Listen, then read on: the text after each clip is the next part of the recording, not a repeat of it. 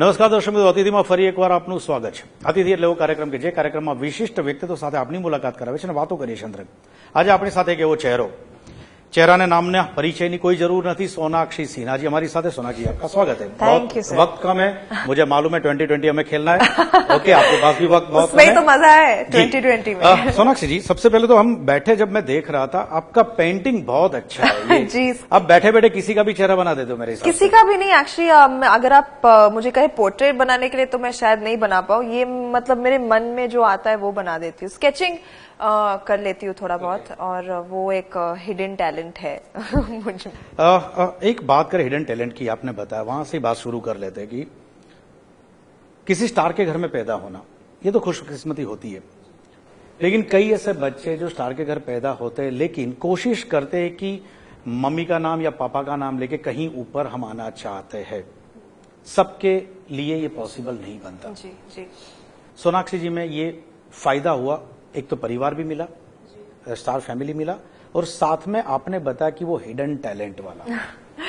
ये hidden talent जो है, ये हिडन टैलेंट सबसे पहले दिखाने का मौका कहाँ मिला था? ये हिडन टैलेंट एक्चुअली मुझे भी नहीं पता था कि मुझ में है. जिन्होंने पहले देखा वो थे सलमान खान. वो मुझे जानते हैं जब मैं 16-17 साल की थी, जब मैं कॉलेज जाती थी, तब से जानते हैं मुझे. और तभी कहते थे कि तुम ये क्या कर रही हो, फैशन डिजाइनिंग पढ़ रही हो, छोड़ दो, वेस्ट कर रही हो अपनी लाइफ. और मैं वहां पढ़ने की कोशिश कर रही हूँ कि आदमी मुझे कह रहे कि तुम अपनी लाइफ वेस्ट कर रही हो. तो मतलब पता नहीं चलता था कि मैं क्या करूं. बट उन्होंने हमेशा देखा, हमेशा मुझसे कहते थे कि तुम में एक फिल्मी कीड़ा है.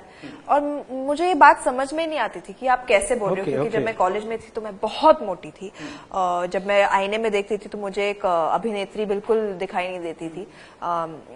मैं मस्त अपना पढ़ रही थी, फैशन डिजाइनिंग अच्छा लग रहा था मुझे, वो कोर्स कर रही थी. और एक्टिंग का कभी इनफैक्ट मैंने सोचा ही नहीं था, क्योंकि because of the way I looked as a child also, I was always on the heavier side.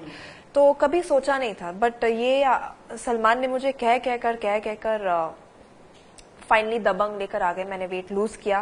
शुरुआत हुई थी हेल्थ पर्पसेस के लिए.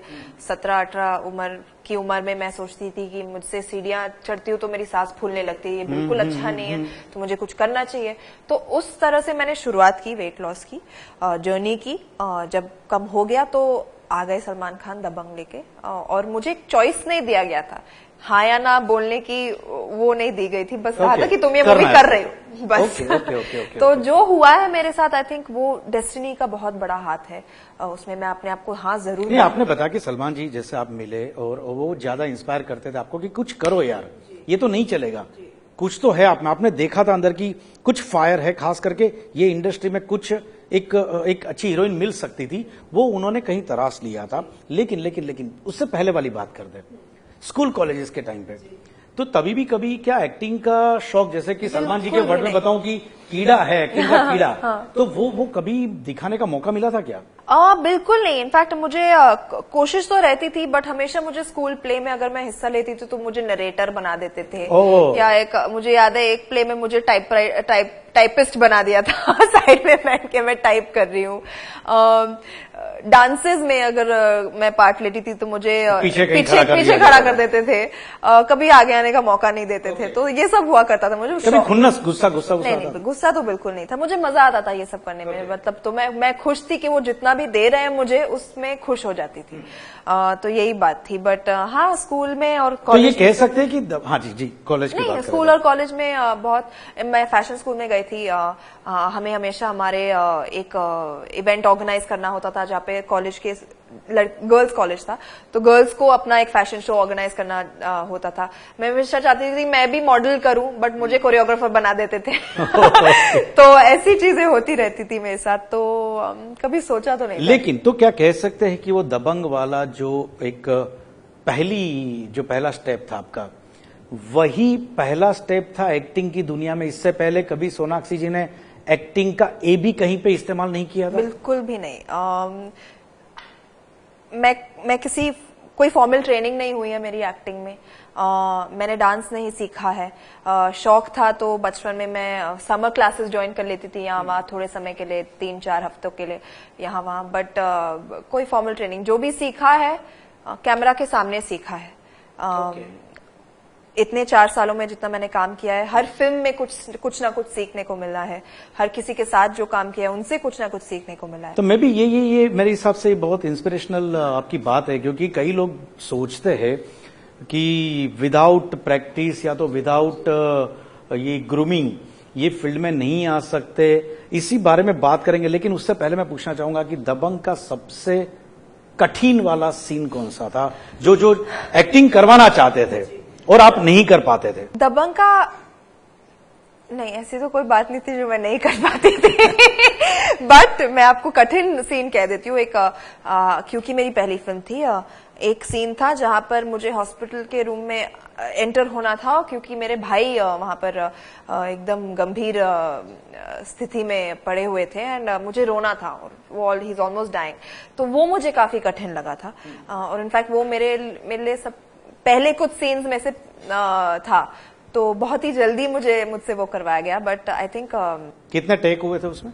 वो तो याद नहीं, बट ज्यादा नहीं हुए, 4-5 हुए होंगे बिकॉज। लेकिन रोने वाली जो थी जो एक्टिंग, शायद उसमें आपको लगा कि कहीं वो शुरू था, पहला फिल्म था और ये ऐसा सिचुएशन दिया गया था, तो कहीं फिट शायद नहीं हाँ, तभी तो लगा था। हाँ, बट एक्चुअली सच कहूँ तो आज भी मुझे रोने में थोड़ी बहुत कठिनाई होती है, क्योंकि it's a very emotional thing, you know, रोना। एंड मुझे ऐसे, मैं कंफर्टेबल नहीं हूँ इतने सारे लोगों के सामने रोते हुए। जब पूरी यूनिट होती है, एक आदमी आपको कैमरा के थ्रू देख रहा है, डायरेक्टर है, यूनिट है, लाइटमैन है, ये है वो है, तो उनके सामने वो इमोशनल वल्नरेबिलिटी लाना मेरे लिए बहुत कठिन है आज भी। ओके। सोनाक्षी जी, ब्रेक से पहले आपने बताया जी, रोने का सीन, खास करके इमोशनल सीन, लोग क्रू मेंबर्स होते हैं, कैमरामैन रहता है, डायरेक्टर, असिस्टेंट डायरेक्टर होता है, इतने सारे लोगों के बीच में रोना कहीं सोनाक्षी जी को वो फिट नहीं होता, अपने आप को फिट नहीं कर पाती कि मैं रो पाऊंगी। हाँ। क्या ये मैं मान सकता हूं कि बहुत ही इंट्रोवर्ट है, भले दिखने में इतनी मस्ती करने वाली अगर सोनाक्षी जी है, लेकिन अंदरूनी अगर बात करे तो अपने दिल की बात जो है, खास करके तकलीफ वाली बात, वो ओपनली इजहार नहीं कर सकते? बिल्कुल। आई थिंक मैं हमेशा से ऐसी रही हूँ। मेरे दोस्त भी जो सबसे करीब है मेरे बहुत कम है, अक्वेंटेंसेस, फ्रेंड्स, ये वो हंसने खेलने मजाक वाले तो बहुत सारे हैं, बट जो सबसे करीब है मेरे, वो बहुत कम है। एंड मेरी फैमिली और उनके अलावा आई डोंट थिंक और किसी ने ये इमोशनल साइड शायद देखा होगा। एंड मुझे अच्छा लगता है वैसे ही रखना। I think I am comfortable around certain people, तो I think they deserve to see. फिर भी लोग कहते हैं कि अपने दिल की जो भी बात है वो कहीं ना कहीं तो बोलनी चाहिए, कहीं ना कहीं बता देनी चाहिए। लोग अलग अलग रास्ते भी उसके लिए निकालते हैं, कोई मेडिटेशन करता है, कोई आईने के सामने जाके बोल देता है, कोई अकेले में कहीं जाके बोल देता है, कोई टेरेस पे जाके बोल देता है, कोई बाथरूम में रोता है, चिल्लाता है अपने आप को स्ट्रेस फ्री करने के लिए। सोनाक्षी जी, स्ट्रेस फ्री कैसे होती है? मैं स्ट्रेस फ्री, एक तो पहली बात तो मैं ज्यादा स्ट्रेस लेती नहीं हूँ, ये शायद मेरे लिए एक अच्छी बात है। बट जब कभी भी ऐसा कुछ हो जाता है तो मैं बात करती हूँ अपने दोस्तों से, अपने फैमिली से। मैं अपने माँ के बहुत करीब हूँ, तो बता देती हूँ। एंड एक रिलीफ मिल जाता है, वो वेंट मिल जाता है, तो फिर मैं ठीक हो जाती हूँ। माँ के बहुत करीब है, आपने बताया। माँ का बहुत ही असर, क्योंकि जैसे आपने बताया अभी शूटिंग शुरू होने से पहले कि आपकी माताजी भी जय गणेश, जय सरस्वती माँ, जय बजरंगबली। उसके अलावा ये 3 शब्द मुझे, ये 3 मंत्र मुझे बोल के घर से निकलना होता है, वरना मैं घर के बाहर नहीं जा सकती। पापा के बारे में, क्योंकि मुझे मालूम है कि हर इंटरव्यू में पापा के बारे में ज्यादा पूछा जाता है, लेकिन मैं कम पूछूंगा। जी। मम्मी भी अच्छी हीरोइन थी, गाने तो पॉपुलर हो गए थे, शायद हीरोइन के तौर से उनको वो इतना एस्टैब्लिश, या तो उन्होंने शायद छोड़ दिया, या तो उन्होंने एक्चुअली बहुत जल्दी छोड़ दिया। उन्होंने सिर्फ 5 फिल्में की है। नहीं छोड़ना चाहिए था। नहीं छोड़ना चाहिए, मैं भी उनको यही कहती हूँ, नहीं छोड़ना चाहिए था। बहुत ही ज्यादा खूबसूरत थी, मिस इंडिया थी, कुछ 32 पैजेंट्स, ब्यूटी पैजेंट्स जीत चुकी थी उस समय में, एक्ट्रेस बनी, 4 फिल्में की, शादी कर ली, छोड़ दिया। ऐसा ये क्या बात हुई मम्मा? करना चाहिए था। तो हाँ, कई मम्मी पापा के 12 साल के अफेयर की भी बातें होती रहती है। 14 साल जी। 2 साल मैंने जी हाँ, बहुत कहानियां सुनी है मैंने, कैसे पापा जाते थे, वो चेंबूर में रहती थी, तो कैसे जाते थे और उनको खिड़की से पत्थरे फेंक के, फूल फेंक के पटाने की कोशिश की जाती थी, तो सब कहानियां सुनी है मैंने। एंड आई थिंक माँ अभी बहुत खुश है, क्योंकि उन्हें शायद ये लगता है कि मैं अपनी जिंदगी अपनी बेटी के थ्रू जी रही हूँ, जो मैं नहीं कर पाई शायद मेरी बेटी कर रही है। तो she is very very happy जहां तक मेरा करियर आया है, जितनी फिल्में मैंने की है, और जिस तरह से वो मुझे स्क्रीन पर देखती है। आज 4 साल हो गए, एक फिल्म मिस नहीं की है उन्होंने मेरी। थिएटर में जाती है, फर्स्ट डे फर्स्ट शो देखती है, सिंगल स्क्रीन में जाकर देखती है मेरी फिल्में, अपने पूरे फैमिली को लेकर, जो उनकी सिंधी फैमिली है उनको लेकर। और क्या, अवार्ड शो में अगर मेरा परफॉर्मेंस होता है, आज तक उन्हें फ्रंट रो पे बैठकर देखना होता है। फैशन शो पे अगर मैं चलती हूँ तो आती है देखने मुझे। तो she is somebody who is very very proud of whatever I have done. Mummy ने सबसे ज्यादा दिल से क्या सीखा है सोनाक्षी जी? ऐसी क्या सीख दी? क्योंकि हर मम्मी अपने बच्चे को, लड़का हो या लड़की, कुछ ना कुछ सीख देता है। ऐसी 2-3 बात जो स्पेशली आज की तारीख में भी मम्मी की वो बात आप फॉलो करें।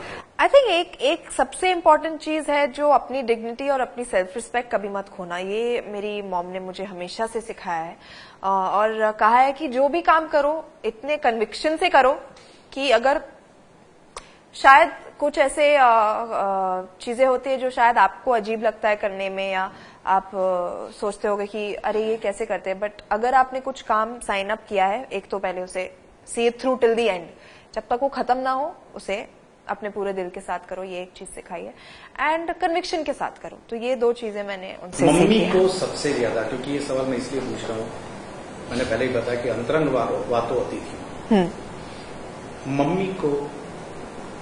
मम्मी हर्ट हुई है कभी भी?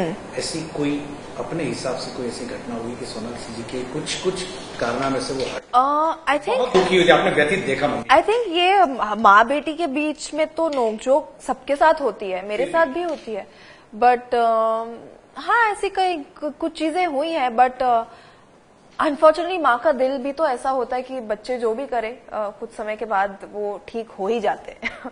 अगर उन्हें होना ना होना भी हो ही जाते, तो वो खासियत होती है। माँ का प्यार ऐसा चीज होता है जो मतलब वो पिघल ही जाते हैं at the end of the day. Mummy ji की आपने बताया कि 5 फिल्म और तुरंत ही एग्जिट हो गई मम्मी जी की। मम्मी जी का फेवरेट गाना, क्योंकि गाने बहुत पॉपुलर हुए थे, थोड़ा गुनगुना के। एक तो वो है बरखा रानी जरा जम के बरसो, मुझे याद सबक मूवी से थी वो, और एक जिगरी दोस्त से जिगरी दोस्त का बहुत ही गाना ना, ना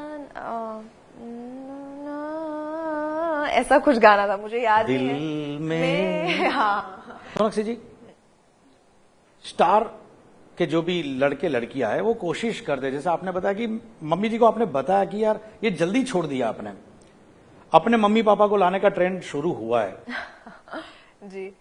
ये कहीं सोच तो आई तो होगी? बहुत लोगों ने सवाल तो ये पूछा है मुझसे, बट अब तक ऐसी स्क्रिप्ट नहीं मिली है हमें जहां पर हमें लगे कि हम तीनों एक पिक्चर में आ सकते हैं। अगर ऐसी कोई स्क्रिप्ट मिल जाए तो मजा आ जाए, बट फिलहाल कुछ है नहीं। ओके सोनाक्षी जी, ऐसा क्यों होता है कि आपकी फिल्म की कंपटीशन आप ही के साथ होती है? ये बात मुझे भी अब तक समझ में एक्चुअली हाँ थोड़ी बहुत आ गई है, क्योंकि मैं शायद इतनी फिल्में एक साल में करती हूँ, तो जब रिलीज होने का वक्त आ जाता है तो 2 फिल्में शायद साथ में आ जाती है। पिछले साल भी मेरे साथ ये हुआ था, इस साल भी ये हुआ है। अगले साल से मैं कम करना चाहूंगी, क्योंकि पिछले 4 सालों में मैं जब भी शूटिंग कर रही होती थी तो 2-3 पिक्चरों की शूटिंग साथ में साइमल्टेनियसली चल रही होती थी, तो शायद यही कारण होगा। बट अब 2015 में मैंने रेजोल्यूशन बनाया है कि मैं एक पिक्चर एक टाइम पे करूंगी, ताकि ये एंड में, क्योंकि मेरे लिए भी प्रॉब्लम हो जाती है, इतने प्रमोशन साथ में आ जाते हैं और मतलब समझ में नहीं आता मैं कहाँ जा रही हूँ, क्या कर रही हूँ, तो शायद मेरे लिए भी ये थोड़ी बहुत मुश्किल हो जाती है। बट इस साल से मैं ये सुधारूंगी ये बात। बॉलीवुड, तमिल, तेलुगु, डिफरेंट लैंग्वेजेस और अलग अलग ये पूरी दुनिया है उनकी, कैसे कंपेयर करते ये खास करके साउथ इंडियन फिल्म इंडस्ट्रीज को और अपने Bollywood? I think they are more conscious about their production compared to Bollywood? Not only conscious, they are I would say a little bit more organized than anything, and time के बहुत मतलब समय के बहुत पाबंद है। हर चीज समय पे होता है। यहाँ पर नॉर्थ में हम थोड़ी बहुत छूट ले लेते हैं समय का, टेक इट फॉर ग्रांटेड कर लेते हैं कि अच्छा ये तो है ही आर्टिस्ट बैठे हैं, चलो जितना टाइम लेना है ले लो। वहां पर ऐसा नहीं होता। ये बात मैंने बहुत डिस्टिंक्टली नोटिस की। But having said that, Hindi film is my home और मुझे उतना ही मजा आया साउथ में भी काम करना जितना मुझे हिंदी फिल्मों में मजा आता है। That will always be my first first calling, I would say, because it's my language. Right. और कहीं अपनापन लगता है वहां पे? अपनापन तो इनफैक्ट मुझे साउथ में भी ऐसे उतना ही लगा, क्योंकि जब मैंने फिल्म की शूटिंग शुरू की, तमिल फिल्म की लिंगा, जो यूनिट, जिस तरह से यूनिट ने मुझे ऐसे फील कराया कि मैं वहीं की ही हूँ, and it really felt amazing. बहुत ही अच्छा एक्सपीरियंस था मेरे लिए उस फिल्म में काम करना। एंड मैं समझती हूँ कि उससे better Tamil debut, Telugu debut मेरा हो ही नहीं सकता था। तो और फिर उसके बाद एक्सेप्टेंस जो मिला ऑडियंसेस से, जिन्होंने फिल्में देखी, उन्होंने मेरा रोल बहुत अप्रिशिएट किया। कहा कि अरे ऐसे लगता ही नहीं है कि तुम तमिल नहीं बोल पाती हो, इतना अच्छा लिपसिंग किया है तुमने। तो वो उस बात की मुझे बहुत खुशी हुई। तो अब शायद थोड़ा लगने लगा कि that is also become like home only. Okay. Which I think एक एक्टर की खासियत यही होनी चाहिए कि आप उसे जहां पे भी डाल दो, एक्टिंग होती है eight the end of the day. Language तो मतलब एक सवाल मेरे जहन में आता है, और मैं ज्यादातर जो आप जैसे स्टार्स को खास पूछता हूं, इज इट ट्रू दैट कि इस इंडस्ट्री में सिंडिकेट के अलावा काम ही नहीं कर सकते? You have to join some syndicate, some banner, एक ग्रुप? मैंने आज तक नहीं किया है। I think I've always worked with different producers, different actors, different technicians. Group की तो बात होती नहीं है। I think मैं अपने बारे में बात करूंगी। आई एम समबडी जो इस इंडस्ट्री से है, तो शायद जितना गुडविल मेरे फादर ने कमाया इतने सालों में, उस वजह से लोग जानते हैं उन्हें भी, मुझे भी। तो ऐसे लगता नहीं कि मैं किसी ग्रुप की हूँ, मैं सबसे अच्छे से रहती हूँ। एंड ये बात के बारे में तो मैंने आज तक नहीं सोचा है। मैं जो प्रोड्यूसर आएंगे मेरे पास अच्छा स्क्रिप्ट लेके, डायरेक्टर आएंगे अच्छा स्क्रिप्ट लेके, मैं उनके साथ जरूर काम करना चाहूंगी। पापा के बारे में बहुत कुछ लोग अपने हिसाब से, क्योंकि खास करके व्यूअर्स जो जानते नहीं है, उन्होंने खाली स्क्रीन पे ही पापा को देखा है, वो अलग तरीके से शत्रु जी को कुछ देखते हैं। 5 सेंटेंस अगर अपने पापा जी के बारे में बोलना, अगर मैं खड़ा करूं, समझो कि स्कूल वाला कॉम्पिटिशन है। अच्छा। मेरे पापा, ऐसे ही आप शुरू करेंगे हर एक सेंटेंस में। मेरे पापा स्क्रीन पर तो लगते हैं बहुत डरावने, तो नहीं कहूंगी, बहुत रोबदार, बहुत तेवर वाले, जो तेवर दिखाते हैं ज्यादा, बट रियलिटी में बहुत ही सॉफ्ट है, बहुत ही इमोशनल है, बहुत सेंसिटिव है, खास करके मुझे लेकर, क्योंकि मैं सबसे छोटी हूँ घर में, अकेली बेटी हूँ। तो मेरे लिए तो बहुत ही पार्शियल है ज्यादा। मेरे भाइयों को बहुत गुस्सा आता है इस बात से। अदर देन दैट, बहुत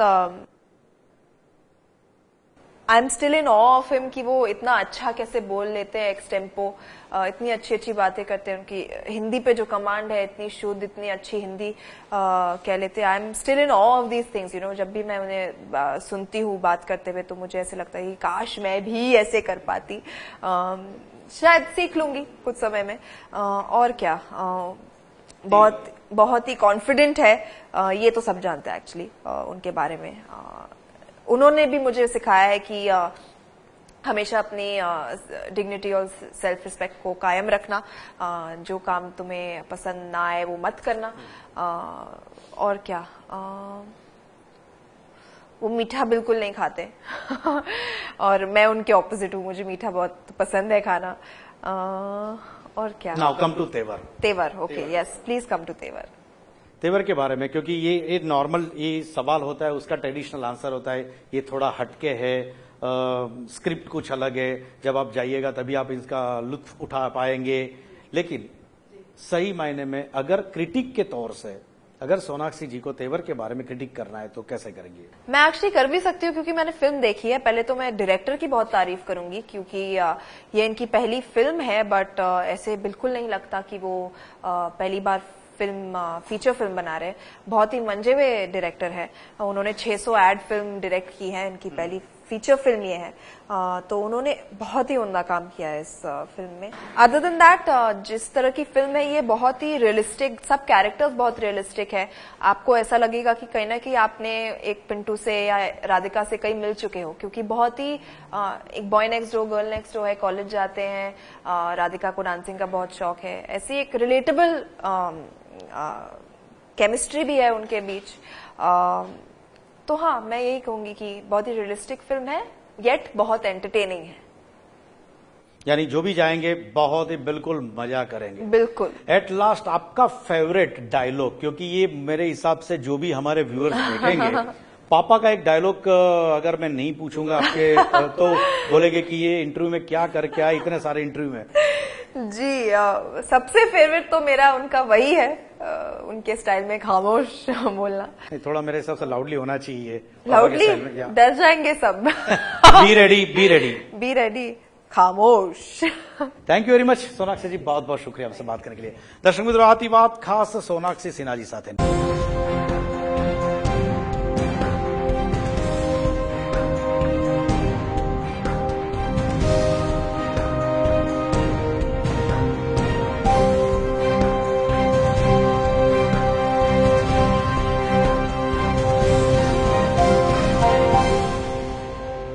આ પ્રોગ્રામના પ્રાયોજક હતા રેડિયો દેશી તુવેર દાળ।